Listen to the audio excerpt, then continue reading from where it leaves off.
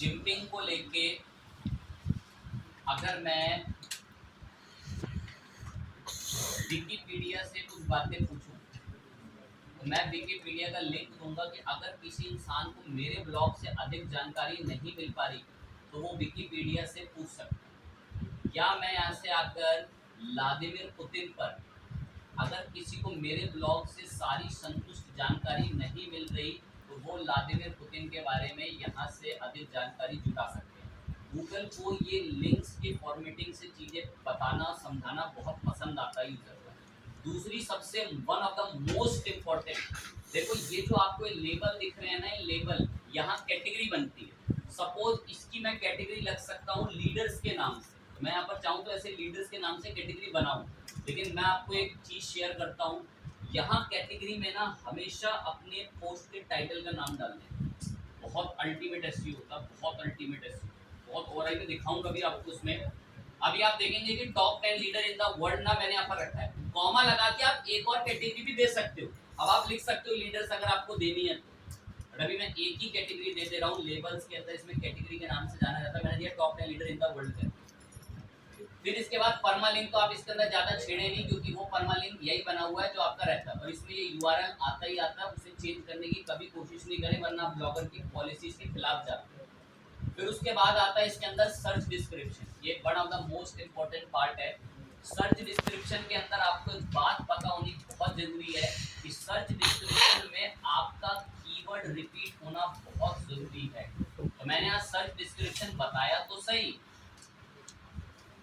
मैंने यहाँ search description बताना जरूर है, ये मैंने बताया नहीं यहाँ पे सर्च डिस्क्रिप्शन, पर इसके अंदर मैंने मेरा कीवर्ड एक बार जरूर रिपीट, ये मैंने एक बार कीवर्ड जरूर रिपीट करा है मैंने।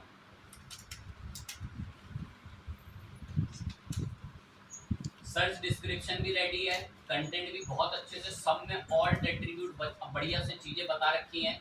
वन ऑफ द एक और छोटी सी मैं आपको चीज ये बोल दे रहा हूँ, देखो ये जरूर कर लेना, जैसे कि मैं नीचे आया, मैंने यहाँ पर आकर एक बात लिख दी,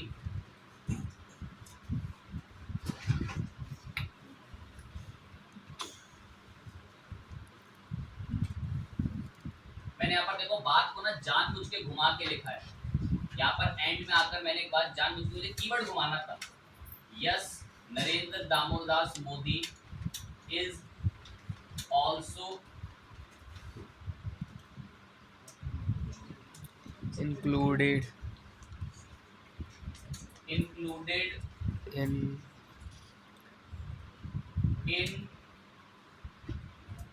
top 10 leaders. हमारा keyword yes Narendra Damodardas Modi is also included in top 10 leader in the world. जानबूझ के मुझे कीवर्ड घुमाना था, अब आप चाहें उसे कैसे भी घुमाएं, मैंने जानबूझ के उस कीवर्ड को घुमाया ही घुमाया है। कीवर्ड घुमाने के बाद आप चाहें तो 10-15 बार और घुमा दें, लेकिन मैंने इतना ज्यादा बैकग्राउंड में कीवर्ड घुमा रखा है, गूगल को वैसे ही वो ऑलरेडी इतनी बार मिल जाएगा। और पहले मेरे यहाँ पर इस लाइन में रिपीट जरूर करना था, पहली लाइन में एसईओ का रूल है, एसईओ का रूल कि आपका कीवर्ड आपके ब्लॉग स्टार्टिंग के पहले पैराग्राफ में या पहली 2 से 3 लाइन में होना जरूरी है। ये सब ऑन पेज में बहुत अच्छे से आइडेंटिफाई किया जाता है। कंटेंट लिखने के बाद अब मैं इस कंटेंट को पब्लिश कर रहा हूँ, फाइनली हम इस कंटेंट को पब्लिश कर रहे हैं, जैसा भी हमने कंटेंट अभी लिखा है। अब व्यू करके इसको परफेक्ट एक बार कंटेंट को देखते हैं। अब जैसे top 10 leaders in the world करके आपके पास ये पोस्ट रहेगी, इसमें आपकी इमेज वगैरह यहाँ पर आपने बता रखी है। अब नीचे यहाँ पर बढ़िया से आपने जो कंटेंट में चीजें बता रखी हैं, अभी कुछ गैप वगैरह जैसे कुछ नामों के बीच में आ रहे हैं ना, इनको थोड़ा सा आपको बाद में आके इनसे डील करना पड़ेगा। कुछ नामों में तो नहीं है, शुरुआत के नामों में है, जैसे यहाँ पर कुछ गैप्स हैं, इन गैप्स को आप फुलफिल कर लेंगे। मैं अभी जाकर मैं दोबारा एडिटिंग तो नहीं कर रहा हूँ, बट स्टिल हमारे पास जितनी भी हमने इमेजेस वगैरह सब दी थी वो परफेक्टली आती थी। अब मैं आपको एक पॉइंट से चीज नोटिस कराता हूँ, उसे गौर से सुनना। कीवर्ड है top 10 leader in the world, control F करा, ये कीवर्ड अभी इस पेज पे 12 बार है, ये कीवर्ड इस पेज पे अभी 12 बार है, 12 बार। देखो लेबल्स देने की वजह से देखो ये कीवर्ड देखो कैसे कैसे घूम रहा है, ठीक उसे रिपीट करवा रही है। और पता है अगर मैं इस पेज के कंट्रोल यू दबा के कंट्रोल लेफ्ट कर दूं ना, तो ये कीवर्ड यहाँ पे 55 बार है। गूगल को इनडायरेक्टली नहीं दिखेगा, लेकिन जो गूगल की भाषा ये समझेगी ना एक्सएमएल से, उसको हमारा ये कीवर्ड 55 बार मिलेगा। और अगर मैं यहीं से बात उठाऊं जावा टी पॉइंट की कंट्रोल यू करके और कंट्रोल एफ करता हूं, तो यहाँ इन्होंने केवल 19 बार इसकी स्टफिंग कर रखी है। और देखो अगर इन्होंने यहाँ 19 बार करी है, पर अगर मैं यहाँ पर आकर इनका भी मेन पेज पे सर्च करूँ, और मेन पेज पे कितनी बार लिखा है, सिर्फ 3 बार। उन्होंने बैकग्राउंड में स्टफिंग कर रखी है बेसिकली। तो हमने वो स्टफिंग जो है कीवर्ड की, वो इमेज के नाम, इन सब से मिलाकर बहुत ज़्यादा स्टफिंग कर रखी है। तो आपको ये स्टफिंग थोड़े स्तर पे करनी ही होती है। बाजू की जो आपको फालतू की चीज़ें दिख रही हैं, वो मैं हटानी अभी एंड में एक बार में हटा दूंगा। लेकिन अब मुझे सबसे one of the most important काम एक करना है इसमें। इसके लिए बिल्कुल अपने माइंड को एक्टिव रखो। मैं सारी चीज़ें भी क्लोज करके, सबसे इम्पॉर्टेंट काम है, गूगल को पता ही नहीं है कि मैंने ब्लॉग लिखा है, गूगल जानता ही नहीं है। तो इसीलिए मुझे गूगल की एक सर्विस पर आना पड़ेगा जिसका नाम है सर्च कंसोल। और अब आपको भी अपने ब्लॉग को सर्च कंसोल में कैसे ऐड कराना है, कैसे आपको बिल्कुल बिलीव हो जाएगा कि वो सर्च कंसोल में आ गया, उसकी तैयारी कैसे होती है देखो। बहुत ध्यान से देखना, बिल्कुल माइंड यही टॉपिक की तरफ हो। मुझे मेरा ये ब्लॉग अब गूगल को सबमिट करना है।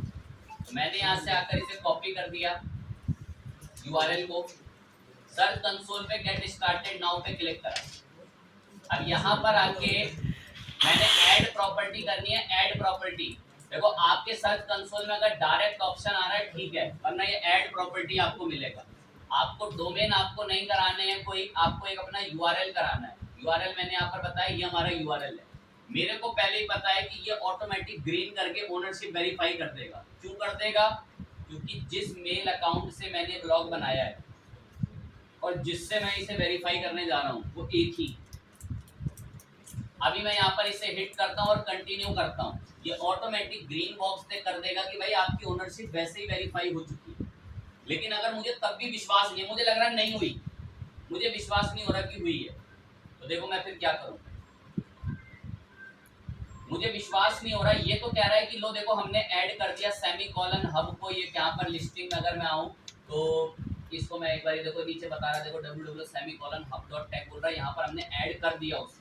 मैजिक मुझे विश्वास नहीं हो रहा कि वो गूगल में ऐड हो गया। मुझे विश्वास चाहिए कि भाई कैसे प्रूफ कैसे होगा। तो उसके लिए ना आज तो इनका टूल जिंदा, क्या पता कब चला जाए। ये वेब टूल आता है इनका रिपोर्ट के अंदर। इस वेब टूल से ना आप इम्प्लिसिट जान सकते हैं मोबाइल या डेस्कटॉप में से किसी में भी करके। मैं यूआरएल को कॉपी रखूंगा और यहाँ से भी अगर ऐड प्रॉपर्टी के लिए आगे बढ़ते हैं, और अगर ऐड प्रॉपर्टी यहाँ से भी कराओगे पेस्ट करके और कंटिन्यू करोगे। अब यहाँ पर अभी वेरीफाई यूजिंग डिफरेंट मेथड की अगर मैं कर दूँ इसको, देखते हैं क्या देता है। अभी देखो कह रहा है कि डोमेन प्रोवाइडर की मदद से ना ये ऑलरेडी वेरीफाई हो चुका है। मैं कह रहा हूँ मुझे अभी भी विश्वास नहीं हो रहा है कि वेरीफाई हुआ है। तो यहाँ पर एक ऑप्शन मिलता है HTML टैग। कुछ का यहाँ तक आना, हिमालय पर्वत तोड़ने, हिमालय पर्वत चढ़ने की बात है, यहाँ तक पहुँच पाना। जो मैं यहाँ तक अभी आया हूँ, तो मुझे मजबूरन पता, मुझे एक बार फिर बताना पड़ेगा। वेब टूल पर आके मोबाइल डेस्कटॉप किसी पर भी चले जाओ, यहाँ से प्रॉपर्टी अगर ऐड कराएं तो यहाँ से भी कर दो, यहाँ से भी कर देगा। मैं नॉर्मल ऐड प्रॉपर्टी के लिए आगे बढ़ो, यहाँ से ऐड प्रॉपर्टी के मैंने बहुत सारे टाइम पर कितने सारे ब्लॉगों की वेरिफिकेशन मल्टीपल टाइम करा के पूछते रहते हैं इससे। अब मैंने यहाँ पर ऐड प्रॉपर्टी में हमारा डोमेन इसको यहाँ से बताया। आज से पहले ऐसे ही दिखता था, तो आज के टाइम पर कोई बेचारा ऐसा अपडेट होकर दिखने लगा। मैं जब 2015, 16, 17 में कुछ ऐसे ही दिखा करता था जब नया नया आया। ठीक है, मैं इसको अब ऐड यहाँ से वेरीफाई यूजिंग डिफरेंट मेथड कर देंगे। ये हमारा जो डोमेन है semicolon-hub.tag। मैंने बोला मुझे इसे HTML टैग के थ्रू वेरीफाई करना है। HTML टैग के बोल रहा है ये टैग अपनी वेबसाइट के हेड सेक्शन के नीचे जाके डालाओ, हमें फिर भी विश्वास हो जाएगा कि ये साइट आपकी है और हम आपकी साइट को गूगल पे इम्प्लिसिट वेरीफाई करा देंगे। मैंने ये कोड यहाँ से कॉपी करा, कॉपी करने के बाद मैं हमारी साइट पे आया और यहाँ पर ना थीम के अंदर मुझे कोडिंग मिल जाती है। या एडिटिंग इस पे जाना, एडिट HTML से कोडिंग मिल जाएगी। अगर आप सक्षम है तो यहाँ एक लाइन लिखी होती है कि ये जो है आपको कहाँ हेड सेक्शन के नीचे पेस्ट करना है। हेड के ऊपर भी आप वहाँ पे कर सकते हैं, जगह आपको मिल जाएगी। यहाँ पे बिफोर बॉडी के करना है, ठीक है। तो हेड सेक्शन के अंदर और बॉडी के बिफोर पहले करना है। कैसे करोगे? तो देखो कोडिंग खुल गई यहाँ पे। अब ये रहा हेड सेक्शन आपका, कर दो हेड सेक्शन के नीचे पेस्ट। इस पे मैंने एंटर दबाया, ये हेड के नीचे पेस्ट हो गया। ये लगा सेव। यहाँ से आपकी थीम की कोडिंग है, इसमें ज़्यादा आपकी चीज़ें छेड़ा वेड़ा खानी नहीं करेंगी, परेशानी हो जाएगी। सेव कर दिया मैंने, इसको यहाँ से प्रोसेसिंग ले रहा है, ये कोड मैंने यहाँ डाल दिया गूगल का साइट वेरिफिकेशन कोड। अब गूगल के पास मेरी साइट वेरीफाई हो चुकी है। अब कल को मैं यहाँ पर पोस्ट लिखते जाऊंगा, अच्छी बातें लिखूंगा, गूगल उसकी अपने आप क्रॉलिंग करेगा। क्रॉलिंग भी तभी करेगा जब साइट का नक्शा गूगल के हाथ में होगा। अब साइट मैंने वेरीफाई करा दी, अब मैं बोल रहा हूँ कि हाँ हाँ मैंने कोड डाल दिया वहाँ पे, वेरीफाई करो इसे। वेरीफाई करते अगर ओनरशिप ग्रीन हो गई तो ऑटोमेटिक हमारा यहाँ पर ये बोल रहा है कि जी आपका ब्लॉग वेरीफाई हो चुका है, व्यू ऑल वेरीफाइड प्रॉपर्टीज। और अगर मैं ऐड प्रॉपर्टी में अब बोलता हूँ ना दोबारा कि मेरी साइट को वेरीफाई करो, तो ये बोलेगा आपकी साइट यहाँ पर ऑटोमेटिक एचटीएमएल टैग से वेरीफाई हो चुकी है। अब अगर मैं दोबारा बोल रहा हूँ ना कि वेरीफाई करना जरा इसको, वेरीफाई यूजिंग बोल रहा है अभी देखो कुछ ही टाइम पहले वेरिफिकेशन सक्सेसफुल हुई है आपकी, लेकिन अगर आप फिर भी बोलो ना डिफरेंट तरीकों से वेरीफाई करा दो, तो मुझे अब की बार एक और वो मेथड बोलता है कि आपकी वेबसाइट एचटीएमएल टैग से भी वेरीफाई हो चुकी है। तो गूगल के पास हमारी साइट, ये गूगल 5-6 तरीके देता है कि इन सारे तरीकों से आप अपनी साइट को वेरीफाई करो। ये तो बड़े टेक्निकल होते हैं, टैग मैनेजर तो आसान है, एनालिटिक्स भी आसान है, एचटीएमएल फाइल के थ्रू थोड़ा सा टिपिकल होता है, सर्वर पे डालनी पड़ती है, वो कोडिंग की वेबसाइट्स होती हैं उनके साथ होता है, ठीक है। तो हमारी साइट तो हमने वेरीफाई करा दी, मुझे इसका प्रूफ भी हो चुका है कि हाँ मैंने वेरीफाई करा दी। बस अब गूगल कह रहा है साइट तो वेरीफाई करा दी, साइट वेरीफाई कराने से क्या होगा, ये होगा साइट वेरीफाई कराने से। जैसे मैंने अपनी साइट वेरीफाई करा दी, अब मैं कल को अगर अपनी साइट का नाम लिखता हूँ ना, जैसे देखो मैंने अभी ये 1 हफ्ते पहले साइट बनाई हुई है अपडेट 24, बच्चों को इसमें सिखाते रहते हैं, डोमेन वगैरह में काम वाम कराते रहते हैं, तो ये अपडेट 24 गूगल का आनी शुरू हो चुकी है। अब इसको मैंने यहाँ पर वेलकम टू, ये सारा मैंने इसके अंदर जितना भी कंटेंट वगैरह सब अभी लिखा हुआ है चैट जीपीटी से ही लिखा हुआ है सब इसके अंदर ही। यहाँ पर नीचे जितनी भी मैंने अभी देखो आपके लिए भी यहाँ पर एक कंटेंट ऐड कराया था, ये सब कंटेंट, ये पोस्ट वगैरह सब मैंने क्लास में लिखी हुई है, ये बच्चों को पढ़ाते, ये जितनी भी पोस्ट इसके अंदर लिखा सब जेन्युइन मेथड में लिखी हुई है। अब जैसे मैं किसी भी पोस्ट की तरफ आता हूँ, top 10 airlines in the world, तो बिल्कुल अच्छे से समझा रखा है एक एक चीज को ताकि अच्छे से रीडेबिलिटी रहे। अब गूगल को वेरीफाई करा दिया, अपना गूगल को साइट का नक्शा देना है। अब साइट का नक्शा कैसे देंगे, माइंड बिल्कुल चल रहा होना चाहिए कि साइट का नक्शा कैसे दिया जाएगा। तो गूगल को अगर आप अपनी साइट का नक्शा देना चाहते हैं ना, साइट मैप, तो यहाँ से आपको साइट मैप आपको मिलेगा, साइट मैप, साइट का नक्शा देना है हमारी सेमी कॉलम वाली साइट जो भी अभी हमने बनाई। तो इस साइट का नक्शा कैसे देंगे, आपको गूगल पे आके सर्च करना है ब्लॉगर साइट मैप जनरेटर, लेबनॉल की साइट मिल जाएगी सबसे पहले। यदि लेबनॉल की साइट की अगर मैं बात करूँ तो इंडिया के नंबर 1 ब्लॉगर की साइट है lebanon.org। और अगर मैं सर्च भी कर दूँ आपके लिए टॉप 10 ब्लॉगर इन इंडिया, तो उसमें सबसे पहली जो साइट अगर खुल के आती है तो ये कुछ अग्रवाल वगैरह यहाँ पर दिख रहे हैं, यहाँ पर चलते हैं इनमें, टॉप 10 ब्लॉगर इन इंडिया। और ये जो अग्रवाल वगैरह आपको दिख रहे हैं यहाँ पर, अमित अग्रवाल वगैरह, ये देखो इसकी साइट नंबर 1 इंडिया के ब्लॉगर की साइट है lebanon.org, ठीक है। ये टूल प्रोवाइड करते हैं, बहुत तेज दिमाग चलता है इनका और अच्छी चीज़ें लिखते हैं अपनी साइट में। मैं यहाँ पे साइट मैप जनरेट करने आया हूँ। साइट मैप साइट का नक्शा होता है, गूगल को वो नक्शा अगर हाथ लग जाता है ना तो गूगल को हमारी साइट से कंटेंट उठाने में आसानी होती है। एग्जाम्पल जैसे मैं आपको दिखाता हूँ, इस साइट में इतनी सारी पोस्ट हैं, गूगल कैसे किसी पोस्ट को आसानी से समझ के उठा सकता है, कैसे उठा के ले जाएगा, तब ले जाएगा जब गूगल के हाथ में साइट का नक्शा होगा, तब ले जा पाएगा गूगल।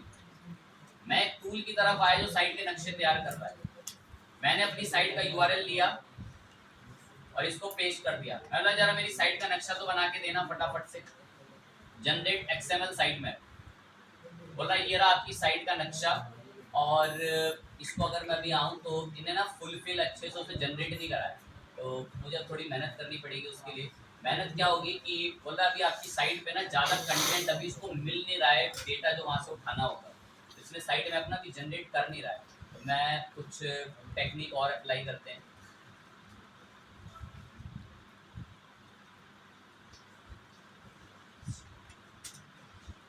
विदाउट स्लैश निकाल के करते हैं, तो साइट मैप जनरेट नहीं कर रहे हैं। कारण ये होते हैं कि हमारी साइट अभी बहुत ही मैंने फ्रेश ही बना रखी है, ज़्यादा मैंने कंटेंट डाला नहीं है, तो ना साइट का नक्शा मिल नहीं रहा है। इसे एक आधे टूल से और इम्प्लिसिट बोलते हैं।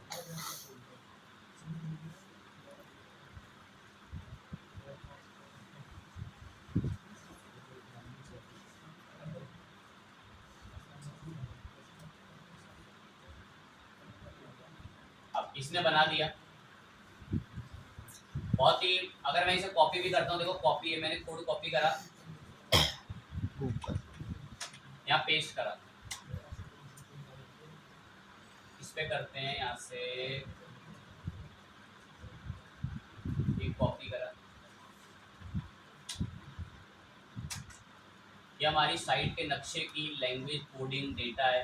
ये गूगल को समझ में आए, गूगल के लिए बनाए, कैसे बनाए, कैसे नक्शा काम में आएगा। मैंने कॉपी तो कर लिया, अब इस नक्शे में से ना ये एटम्स के आगे की चीज़ आपको कॉपी करनी होती है, ये थोड़ा जटिल हो जाता है कॉपी करना आपके लिए।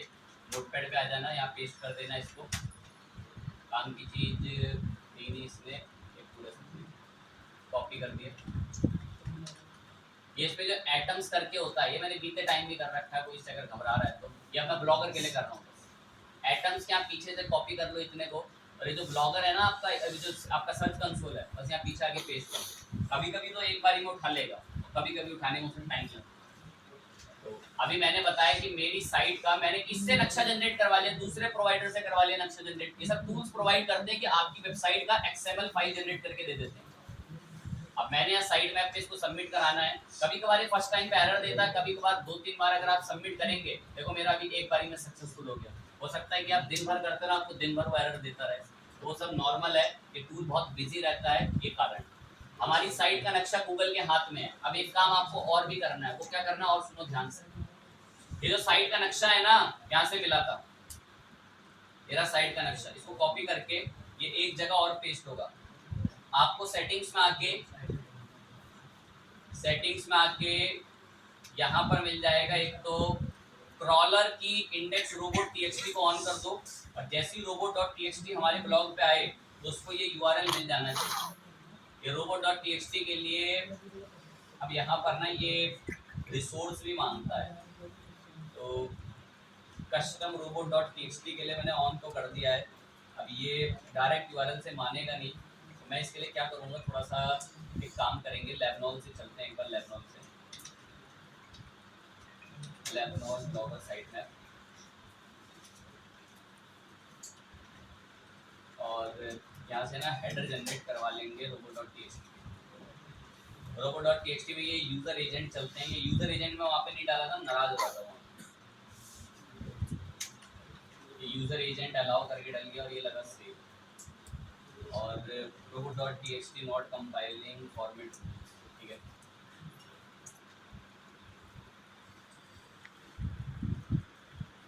मैं एक दूसरे ब्लॉग का चेक कर लेता हूँ,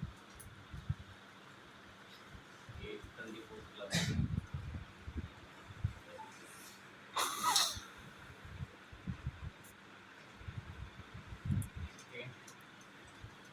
ओके, ठीक है। आइटम्स के साथ मुझे थोड़ा साइट मैप का जनरेट भी रखना है ताकि robot.txt से समझ जाए।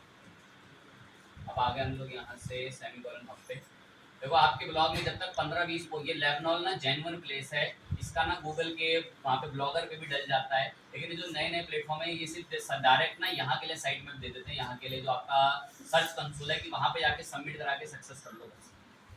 लेकिन हमें यहाँ भी सबमिट करना होता है ब्लॉगर के अंदर,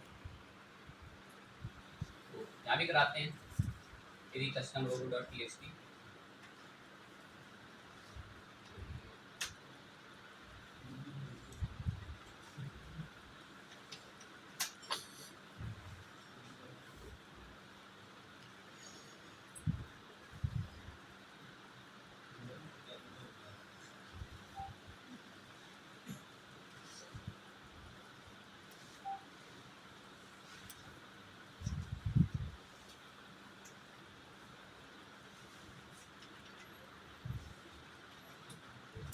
साइड मैप के बाद जहाँ से साइड मैप जनरेट कराएं,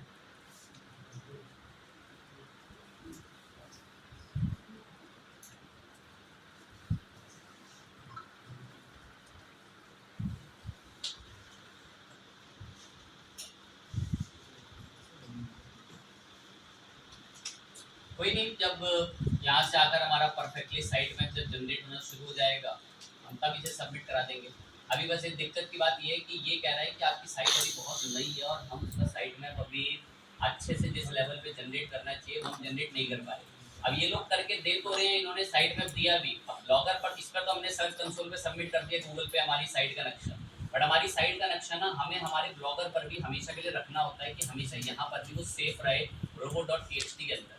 तो स्टिल robo.txt का भी हमारे साइट मैप को अलाउ करने से वो मना कर रहा है। ये देखो ऐसा ही दिखता है साइट मैप पे, बिल्कुल ऐसा सबमिट जैसे यहाँ पर आपको दिख रहा है, कुछ ऐसे रिजल्ट्स के साथ आपका साइट मैप सबमिट रहता है। तो कोई दिक्कत नहीं, आप उसे स्किप कर देंगे अगर वो सबमिट आपसे नहीं लेगा तो, वरना तो सबमिट ले लेता। मेरे हर ब्लॉग के अंदर मैंने तो सबमिट कर रखा है। अब ये अपने कुछ अलग नखरे दिखा रहा है सबमिट ना करने के।